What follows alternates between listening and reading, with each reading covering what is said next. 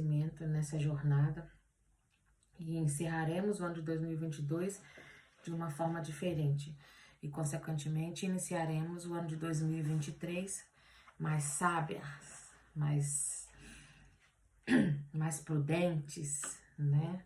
Louvado seja o nome do Senhor por isso. E temos esse privilégio de estarmos aqui aprendendo da palavra do Senhor. Vamos começar a nossa leitura. O versículo 1 diz assim: a boa reputação é mais importante que muitas posses. Desfrutar de boa estima vale mais do que prata e ouro. Então, a nossa reputação, tem pessoas que vivem, né, os seus dias, a sua vida, sem se preocupar com o que os outros vão pensar. Realmente, esse é um fato, uma verdade que a gente precisa observar. Nós não podemos viver a nossa vida à mercê, né, daquilo que os outros pensam de nós. Mas quando se trata da nossa moral, do nosso bom nome, da nossa reputação, nós temos que ter sim esse cuidado, essa observância, né? Porque principalmente os justos que estão, né, os servos do Senhor, né, o mundo está de olho em nós, né? Isso é a nossa reputação.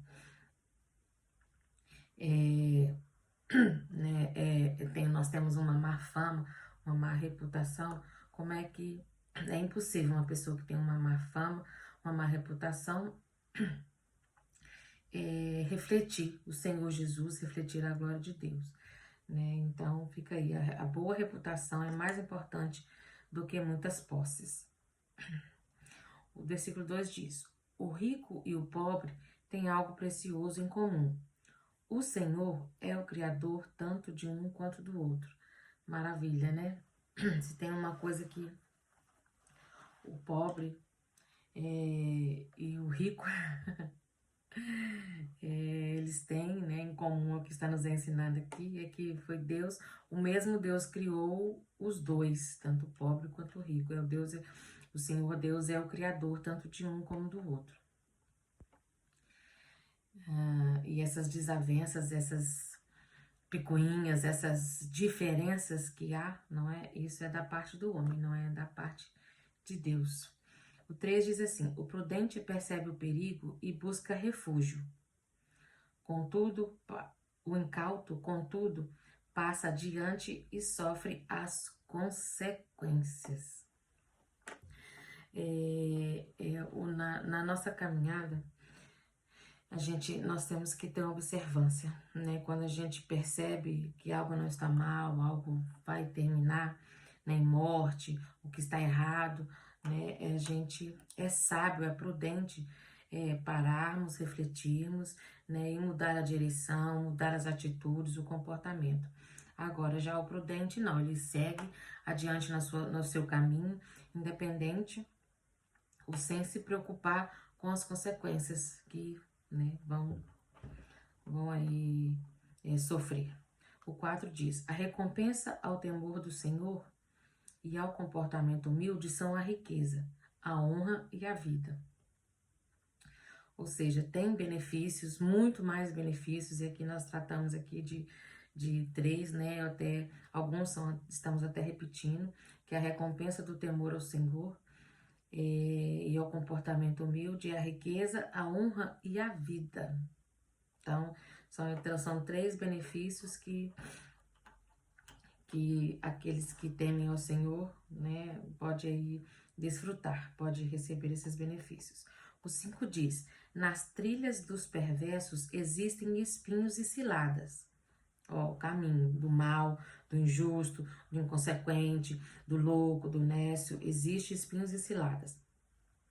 Quem deseja proteger a própria vida deve afastar-se deles, ou seja, não caminhe com quem é perverso, com quem está no caminho aí onde existem espinhos e ciladas. Não caminhe com o inércio, com o louco, porque se você deseja proteger a sua vida, não caminhe com eles, porque no caminho deles tem espinho, tem ciladas e tem morte. E quem caminha com eles não vai sofrer as mesmas consequências. Então, afaste-se. Ensina a criança no caminho que deve andar, diz o versículo 6, em que deve andar, e mesmo quando for idoso, não se desviará dele. Está aqui alertando, né, aí principalmente, não somente para os pais, mas todos aqueles que têm, né, acesso, né, a uma criança, têm convivência com uma criança, não é? Escolha ensinar o que é certo, escolha ensinar o caminho, escolha ensinar, porque uma criança precisa ser ensinada. E quando o fato que uma criança vai aprender, porque ela não sabe, então de alguma maneira ela vai aprender. Então é melhor que ela seja ensinada, que ela aprenda o que é certo, que ela aprenda o caminho que deve andar, para que mais tarde, né, ela não venha se desviar desse caminho do bem, do caminho da retidão, do caminho, né, de uma vida de caráter, de uma vida íntegra. O 7 diz assim: o rico domina sobre os pobres. O que toma emprestado se torna servo do que empresta. Uau! O 8 diz: quem semeia injustiça colherá desgraça, e o castigo da sua soberba será completo. Olha aí, você que vive aí vivendo uma vida de injustiça, de perversidade, não é? Uma vida de maldade, uma vida de perversidade, de imprudência. Tenha cuidado com o seu comportamento, com as suas atitudes, com as suas decisões. Cuidado na sua caminhada. Diz assim o versículo 9: o homem generoso será abençoado, porquanto reparte seu pão com o necessitado. Então, a generosidade é algo que cabe a qualquer um, né? Então, não seja daquele que retém, daquele que oprime, daquele que recusa-se a ajudar o seu próximo, a ser uma alma generosa, ter um coração generoso. Não seja daqueles que recue a mão e não estenda, né? Porque aquele que estende a mão, aquele que é generoso, com certeza ele será abençoado, porque ele reparte o pão com o necessitado. E esse é o ensinamento da palavra do Senhor.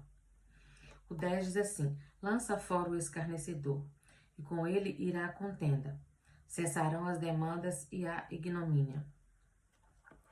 O escarnecedor, o zombador, o soberbo, todas essas características que nós temos falado aqui, né, de forma exaustiva aqui na nossa jornada, está dizendo aqui, não é? Se você manter um relacionamento com o escarnecedor, com o zombador, aquele que despreza, que é violento, que desrespeita, que não acata, que não dá ouvidos, que não procura, não é, reconhecer os seus erros, não admite suas falhas, né? É um escarnecedor. Se você se afastar dele, se você estiver longe dele ou mandar ele embora, com ele irá contenda e cessará todas as demandas, todas as confusões, porque o escarnecedor é isso mesmo. Ele é um causador de confusões em tudo, em todas as áreas. E na vida de todos que estão à sua volta, com quem ele mantém aí um relacionamento. O 11 diz: o que ama a sinceridade de coração e é grácil no falar, será amigo do rei. O que ama a sinceridade de coração. Eu tenho uma certa dificuldade em me relacionar com umas pessoas que tudo que a gente fala, que a gente decide, não é? Que a gente expõe, a pessoa não tem a sua opinião própria, não fale a verdade, não confronta. Porque às vezes as pessoas, nós, né, temos essas atitudes, não é? De estarmos ouvindo alguém falar, ou estarmos numa conversa, ou em determinada situação, ou até mesmo para aconselhar alguém. O que acontece? Muitas das vezes a gente pensa que estamos sendo amigos quando a gente está ouvindo, estamos vendo, sabendo que uma pessoa está indo mesmo para o caminho da morte, para o caminho do abismo, né? E às vezes a gente, né, nós somos omissos, né? Nós nos calamos e deixamos, né, com que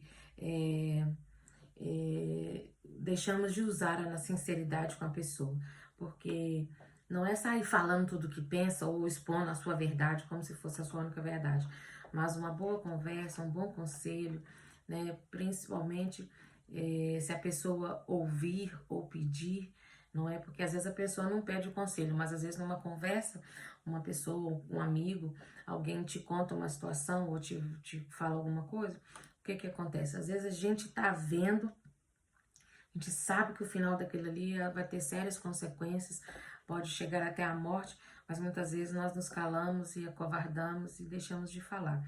Mas aqui diz assim: o que ama a sinceridade de coração e é grácil no falar, será amigo fiel. Então, essa é normalmente a postura que eu tenho, não é? Que eu adotei na minha vida.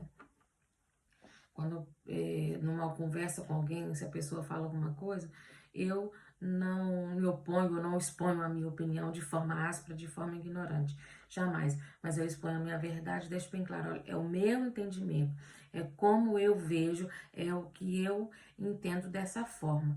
De uma forma graciosa, não é de uma forma sincera, de uma forma expondo o amor, não é, a preocupação que a gente tem com aquilo que a pessoa ou com a pessoa que está nos relatando algo, né?